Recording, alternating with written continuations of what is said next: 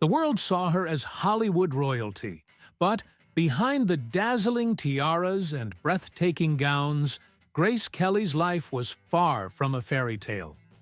Her marriage to Prince Rainier III of Monaco wasn't the dream romance the world believed.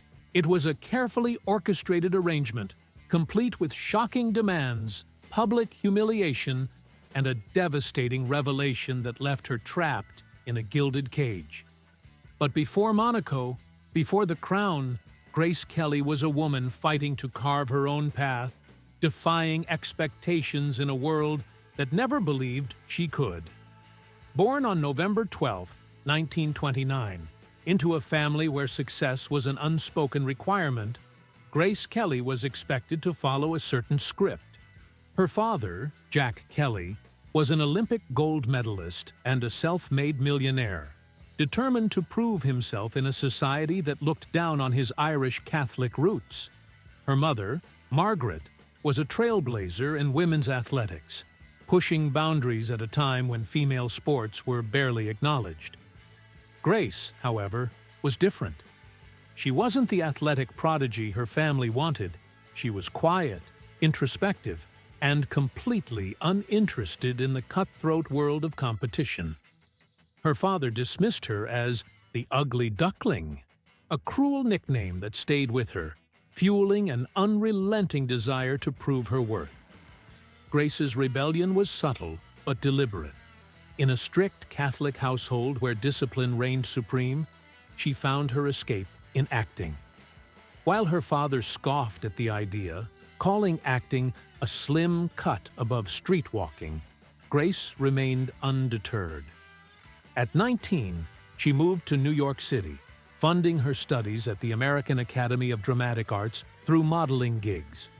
She posed for cigarette ads, beauty campaigns, anything that paid. It wasn't glamorous, but it gave her something she craved: independence. Hollywood wasn't easy. Casting directors criticized her height, her jawline, her voice. She wasn't loud enough, expressive enough, striking enough. Until director John Ford saw what others didn't. He recognized the rare blend of beauty and intelligence that made her captivating. Her first film roles in 14 Hours, 1951, and High Noon, 1952, were just the beginning. But it was her work with Alfred Hitchcock that transformed her into an icon. In Dial M for Murder, 1954, and Rear Window, 1954, she perfected the icy, enigmatic blonde persona Hitchcock adored. She was elegance wrapped in mystery, a woman who commanded the screen with a quiet intensity. But just as she reached the pinnacle of Hollywood success, everything changed. Grace Kelly met Prince Rainier III in what the public believed was a fairy tale romance. In reality, it was anything but. Rainier was desperate. Without a male heir, Monaco risked being absorbed into France. He needed a wife, and Grace Kelly fit the role perfectly. Their engagement was a spectacle, but behind the scenes, the demands were shocking.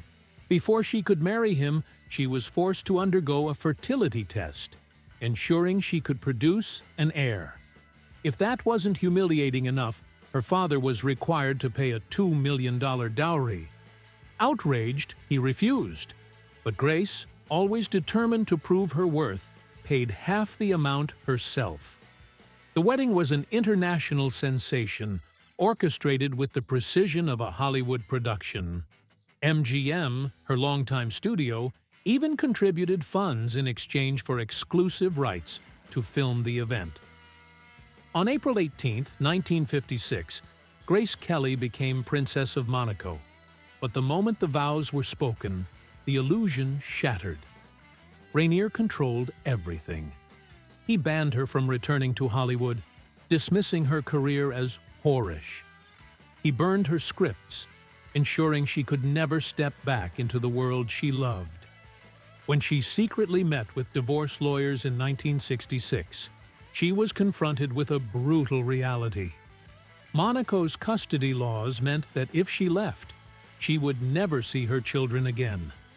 The tragedy of Grace Kelly wasn't just in what she lost, but in how the world refused to see beyond the fantasy. The Hollywood princess had become a real princess, but at a devastating cost. And just when she seemed ready to reclaim her life, fate delivered its final, cruel twist. A car accident that left more questions than answers. But was it truly an accident? Or was there something darker lurking beneath the surface? Rumors of Rainier's affairs weren't just whispers. They were undeniable truths. He flaunted his mistresses at royal events, leaving Grace humiliated before Monaco's elite. But the gossip didn't stop there. Speculation swirled that she had found solace in the arms of Frank Sinatra, her co-star in high society. Their undeniable chemistry on screen was matched by the intense speculation off-screen. Did she break free, if only for a moment? No one knows for certain, but the possibility alone was enough to ignite scandal. By 1962, Hollywood came calling again. Alfred Hitchcock wanted her for Marnie, a role that could have redefined her career. Grace was eager. Finally, a chance to reclaim a piece of herself. But the people of Monaco revolted. A princess playing a troubled woman? Unacceptable. Rainier's reaction was even worse. He allegedly called acting vulgar, and in a chilling display of control, he reportedly burned Hitchcock's script in front of her. Grace had no choice but to withdraw, leaving behind what could have been a defining moment in her legacy. As years passed, the weight of royal life became unbearable. By 1966, she reportedly considered divorce, seeking legal counsel in the United States. But the reality was brutal. Under Monaco's laws, custody favored the father. If she left, she risked losing her children forever.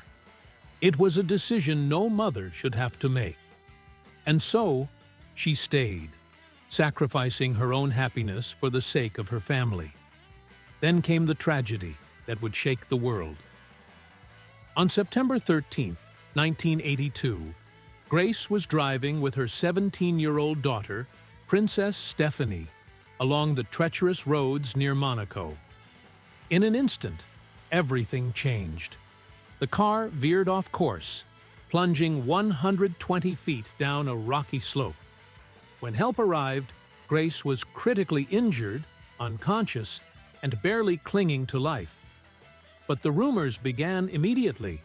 Some claimed Stephanie was the one behind the wheel, despite being underage and unlicensed. Witnesses swore they saw her pulled from the driver's seat. Others suggested something far more ominous, that Grace had suffered a stroke while driving, causing her to lose control. Medical reports later confirmed she had experienced not one, but 2 strokes, one before the crash and another possibly triggered by the impact. She never regained consciousness. On September 14, 1982, she was declared brain dead. Prince Rainier made the devastating decision to remove her from life support. She was only 52 years old. Her funeral was a global event, drawing Hollywood legends and European royalty. But inside the cathedral, Rainier's grief was unmistakable.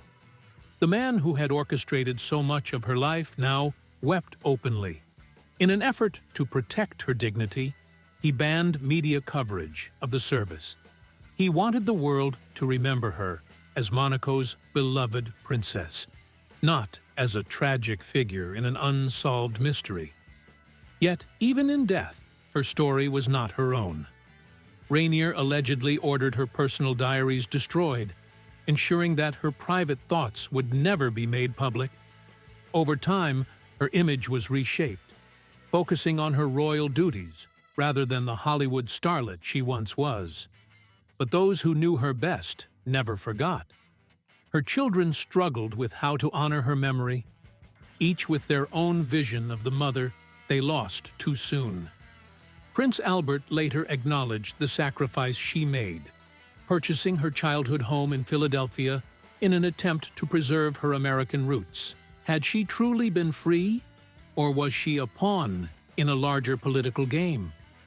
Even in death, the questions remained, casting a shadow over her carefully curated legacy. Today, Grace Kelly's story is viewed through a different lens. What was once seen as the ultimate love story now raises unsettling questions about power, sacrifice, and control.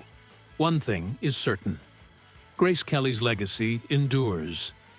But the more we uncover, the more we realize that behind the crown and the Hollywood glamour